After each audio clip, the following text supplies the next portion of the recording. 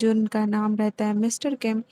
तो वो अपने घर जा रहे होते हैं ऑफिस से और देखा जाता है कि एक गाड़ी में कुछ गुंडे बैठे हुए रहते हैं और वो सिगरेट पी रहे होते हैं, तो वो सिगरेट मिस्टर किम पे फेंक देते हैं। मिस्टर किम कुछ देर के लिए उन्हें देखते हैं, फिर वापस वहाँ से चले जाते हैं। बट मिस्टर किम जब घर पहुँचने वाले होते हैं, तो कुछ देर बाद वापस से उन लोगों को देखा जाता है, उन गुंडों को, और वो तेज़ी से गाड़ी चला कर के आ रहे होते हैं और मिस्टर किम की जो कार की साइड वाली मिरर होती है, उससे उनको लग जाती है। के पास एक लॉन्ड्री वाला भी होता है जिसका नाम होता है मिस्टर लिम, जो कि ये सब वो देख रहा होता है। और गुंडे गाड़ी से बाहर आते हैं और किम से बात करने लगता है। किम कहता है कि मैं ठीक हूँ, तुम चले जाओ, लेकिन गुंडा कहता है क्या तुम नहीं जानते हो कि मतलब कुछ अगर ऐसा हो तो तुम्हें क्या कहना चाहिए, तो सॉरी कहना चाहिए। तो किम कुछ देर बाद वो सॉरी कह देता है, लेकिन गुड्डा यहाँ इस बात को सुन कर के रुकता नहीं है, उल्टा किम को एक पंच मार करके नीचे गिरा देता है। फिर कुछ देर बाद वो चला जाता है। बाद में फिर चला जाता है। हालाँकि ये सब जितनी भी जो भी हुई ये सब सीसीटीवी कैमरा में रिकॉर्ड हो रहा था। और नेक्स्ट डे सुबह में देखा जाता है कि मिस्टर किम अब सोए हुए रहते हैं और अलार्म बज रहा होता है। अपनी बेटी के लिए फिर उठ कर के खाना बनाते हैं, बाद में इसका स्कूल के कपड़े को प्रेस करते हैं। फिर उसके डोर के पास जाकर के खट-खट आवाज़ मतलब ठक-ठकाते हैं कि खोलो, तैयार हो जाओ, तैयार हो जाओ, तैयार हो गया है खाना, जल्दी आओ, जल्दी बाहर आओ। तो मिंजी से बेटी का नाम मिंजी रहता है गाइस। तो मिंजी कहती है कि आप मुझे परेशान करते रहते हो। आप एक साँस मतलब कि आप एक बार एक ही चीज़ क्यों बार-बार रिपीट करते रहते हो? बार-बार एक ही चीज़, मुझे नहीं बाहर आना है। तो किम स्माइल करके बात को टाल देता है। बाद में इसके स्कूल का एक इमरजेंसी कॉन्टैक्ट फॉर्म लिख रहा होता है और कहता है कि मुझे अपने कोई ख़ास फ्रेंड का नंबर दो। तो मिंजी कहती है उसका नाम हायरेंग है और नंबर यह है, मतलब बता देती है।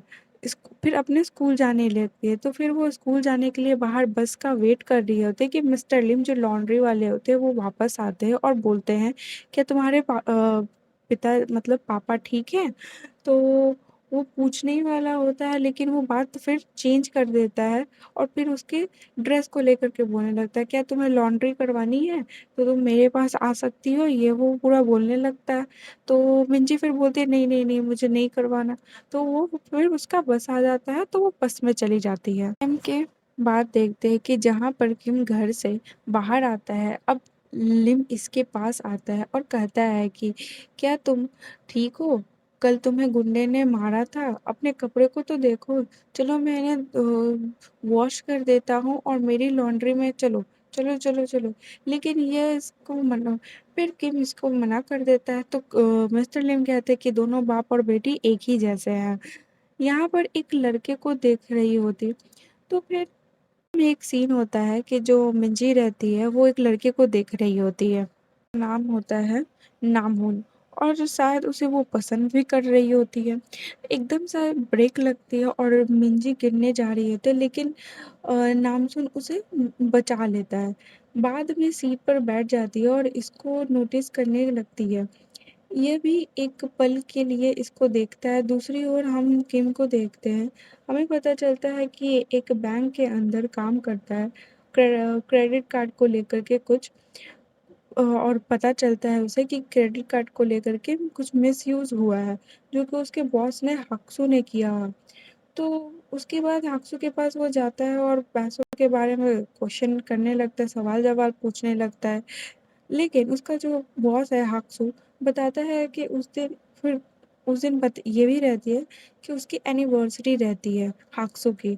तो मिस्टर किम उन्हें बताता है, लेकिन आपके कारण से इतने पैसे का भुगतान हुआ था। लेकिन हाक्सू कहता है कि इस बात को जाने दो, कभी-कभी रूल ब्रेक करने पड़ते हैं। ऐसा समझ लो कि बैंक के खाने-पीने में यह पैसा चला गया।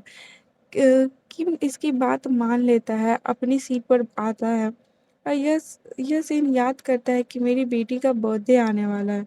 उसके लिए कुछ खरीदना चाहता है, जो कि सेल्फ डिफेंस की चीज़ें होती हैं। इन्हें सर्च करने लगता है, लेकिन इसकी एक कलीग होती है सांगे, इसको ऐसा करते हुए देख लेती है और बोलती है, "क्या तुम हक्सू को इससे मारोगे? तुम इसे हमला करना चाहते हो?" ये एक मज़ाकिया वे में बोलती है। तो फिर लेकिन वो बोलता है, "नहीं, नहीं, ऐसा मैं कुछ नहीं करूँगा, मैं अपनी बेटी के लिए बर्थडे गिफ्ट ले रहा हूँ, उसका बर्थडे आ रहा है।" तो सांगे कहती है, "क्या तुम्हारी बेटी ये सब चीज़ चाहती है, मतलब लेना चाहती है? तुमने उससे पूछा?" तो मिस्टर किम बोलता है कि हम दोनों में उतना बात नहीं होता है। लेकिन फिर सांगे बोलती है कि तुम तो ठीक है, मैं तुम्हारी हेल्प करूँगी। काम के बाद हम लोग डिपार्टमेंट स्टोर चलेंगे, मैं तुम्हारा बाहर वेट करूँगी। तो मिंजू को देखते हैं कि जो अपना क्लास में होती है, हायरिंग इसके पास आती है और कहती है कि मुझे तुम्हारे जिम के कपड़े चाहिए। यह इसको मतलब वो दे देती है। बाद में देखते हैं कि 2 लड़कियाँ मिंजी के पास आती हैं और इसकी इंसल्ट करने लगती है, कहती है कि तुम्हें तुमसे स्मेल आ रही है, इसकी जो चीज़ें हैं होती हैं, इन्हें नीचे फेंक देती हैं। लेकिन मिंजी कुछ नहीं करती, बाद में देखती है कि लड़कियाँ पीछे हायरी के पास आती हैं और इसकी महँगी चीज़ों को लेकर के इसकी तारीफ़ करने लगती है। मिंजी भी हायरी को देखने लगती है। हायरी कहती है, "तुम क्या देख रही हो?" लेकिन यह कुछ नहीं कहती। तभी हायरी के पास नाम आता है और कहता है कि तुमसे बात करना है, बाहर चलो। बाद में इसे बाहर ले आया था कुछ देर बाद। फिर कुछ टाइम के बाद मिंजी को देखते हैं कि जो कि रेस्ट रूम में आ जाती है। लेकिन हायरी की दोस्त यहाँ भी होती है और जो कि उसकी इंसल्ट करने लगती है। तो फिर हायरी आती है और बोलती है कि छोड़ दो, बस करो। लेकिन हाँ, ये प्रोवोक मिंजी करती क्या है कि मिंजी उसे बोलती है कि तुम लोग में से स्मेल आ रही है। वो भी स्मोकिंग की स्मेल आ रही है। तो उसी बीच में फिर हायरी आती है और बोलती है कि छोड़ दो, रहने दो। यह एक बहुत दुखी इंसान है। तो मिंजी सवाल करती है, मैं कैसे हूँ? दुखी कैसे हूँ? हायरी ने कह दिया कि था क्योंकि तुम में से स्मेल आती है दुखी की। तो किम को देखते हैं कि जो कि बैंक से बाहर आता है, लेकिन सांग यहाँ पर होती है जो कि इसका वेट कर रही थी और इसके स्टोर के में चलने के लिए कहती है। किम पहले मना कर देता है। सांगे कहती है, ठीक है, तुम्हारी मर्जी, जैसे तुम चाहो। अगले सीन में फिर कुछ देर बाद देखते हैं कि वो दोनों स्टोर में होते हैं क्योंकि मिस्टर किम मान जाते हैं। फिर सिन को देखते हैं कि स्टोर में आते ही यहाँ जहाँ पर सांगे की इसकी बेटी के लिए कुछ अच्छा वाला गिफ्ट खरीदना चाहती है, जो कि इसे मिलता है। लेकिन इससे इसलिए लेना पड़ता है अपनी लाइन में। देखते हैं कि स्टोर में आते ही जहाँ पर सांगे इसके बेटे के लिए कुछ अच्छे वाले गिफ्ट खरीदना चाहती है, जो कि इसे मिल भी जाता है, लेकिन इसके लिए वो मना करता है।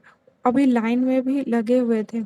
ये कहते हैं कि मैंने तुम्हारे पास स्क्रीनशॉट सेंड कर दिया है, तुम मुझे आगे जाकर के तुम्हें दिखाना, तुम्हें गिफ्ट मिल जाएगा। लेकिन किम के पास तो एक छोटा-सा फ़ोन होता है जिसे किम देखने लगता है।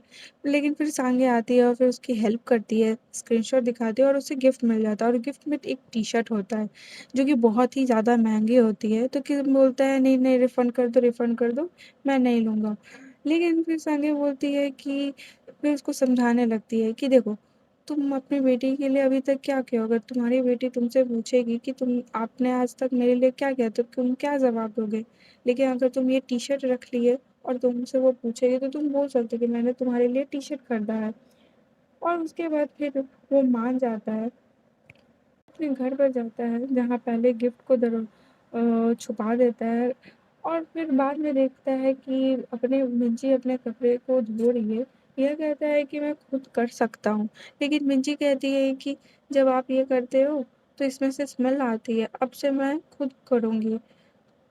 रात को अपने फ़ोन में हायरी की प्रोफ़ाइल देख रही होती है और इसकी फ़ोटो भी बहुत सारी देख रही होती है।